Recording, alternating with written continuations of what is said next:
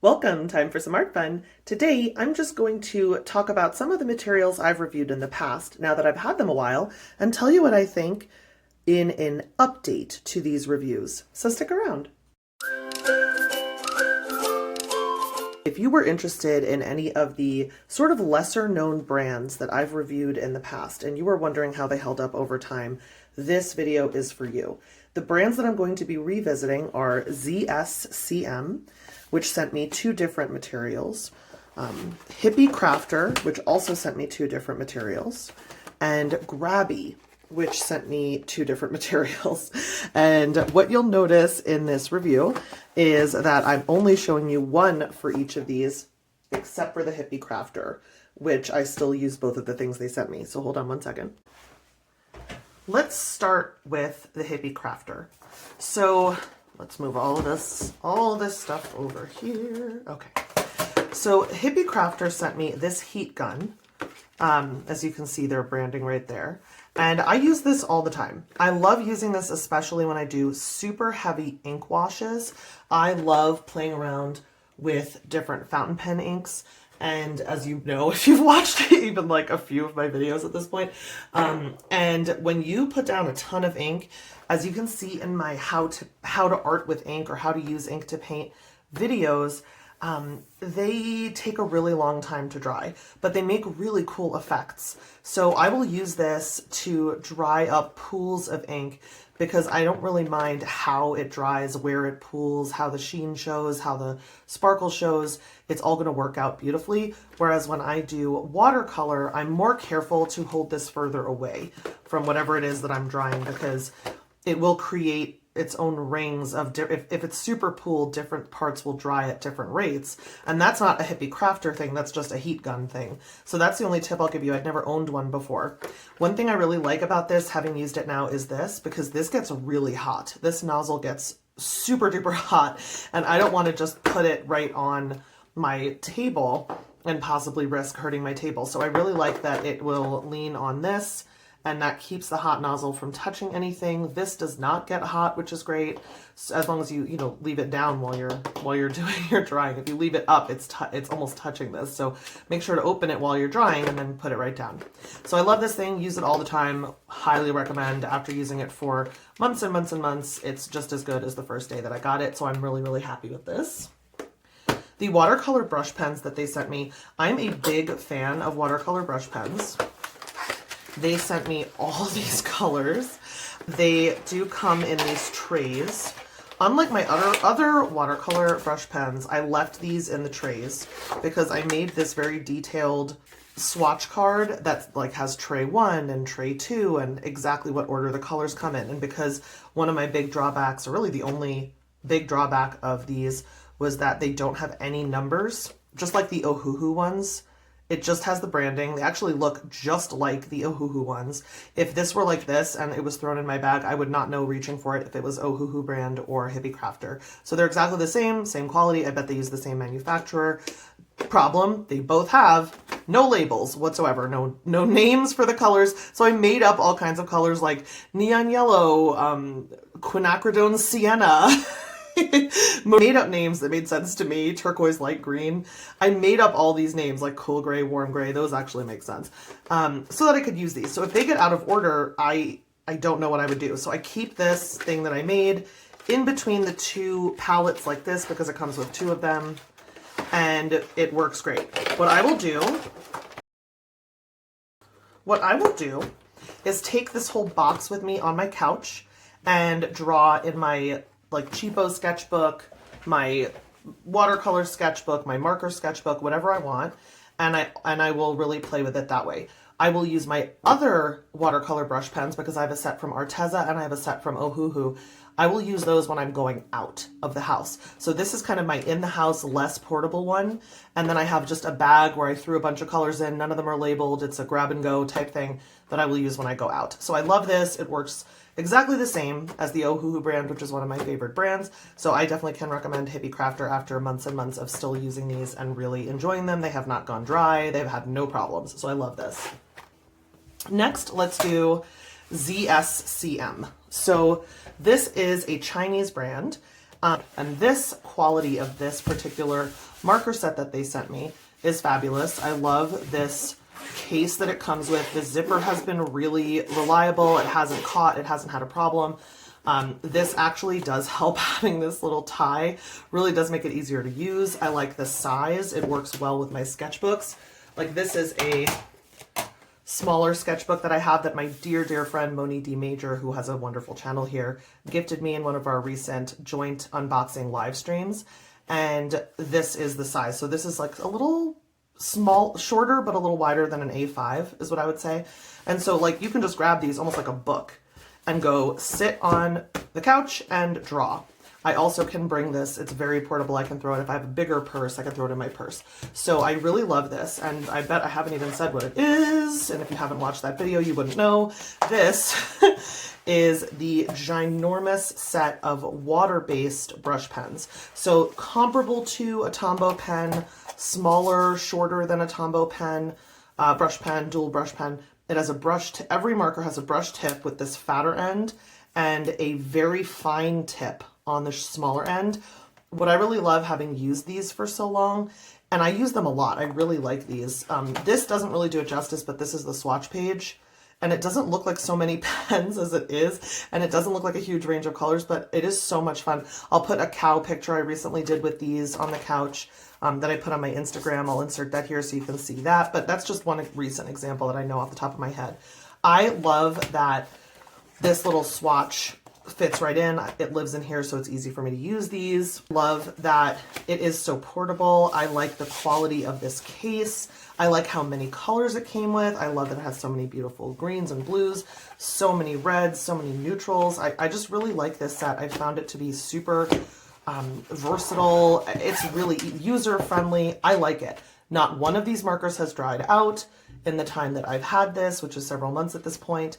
Not one of the colors has stopped working. Not either of the ends of any of the pens has stopped working. And I really like that instead of a bullet tip, these have the fine tip. That actually, between a brush tip and a fine tip, that's my favorite combo at this point, rather than brush tip and bullet tip or chisel tip. So that was something I learned based on having this set. Now, the other thing they sent me was a set of alcohol markers. And even when I first unboxed and tested them for you, they had a dry pen or two. And I was like, oh, that's probably not a big deal. I'll just dip it in alcohol.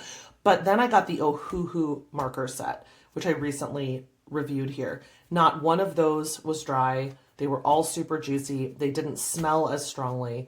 It was just that was a better set. I could tell, okay, this is a better set of alcohol markers than the ZSCM set. And that's no shade to ZSCM as a brand. Again, I'm a big fan. I actually really think it's a great value.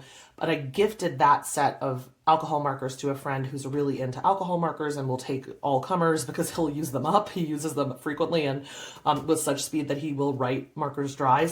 But I would rather just stick with the Ohuhu. Even though they're more expensive than ZSCM, they're way less expensive than Copic. So loved the water-based markers from ZSCM, not as big of a fan of the alcohol markers. That's the ZSCM update. Finally, we have Grabie. So I'm very torn on Grabie as a brand. Grabie sent me these, and this is another one that is a Chinese-based company made in China. These are their acrylic paint markers. This was the metallic set of paint, and I did a couple of paintings using the metallic set, and I'll actually grab an example to show you. Okay, so this set was supposed to be a set of metallic paints, which I have right here. And this was the second sample piece I made with it. And this is in the Etcher Lab percent cotton watercolor sketchbook.